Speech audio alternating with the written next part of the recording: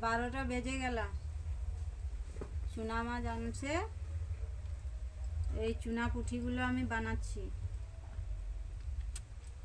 কখন রান্না করব এখন খুঁজে পাচ্ছি না সময়, এত কাজের চাপ পড়ে গেছে। মাছগুলো বানিয়ে পুঁটি মাছগুলোকে ভাজা করব, আর চুনা মাছে ওই লঙ্কা পেঁয়াজ দিয়ে একটা তরকারি করব।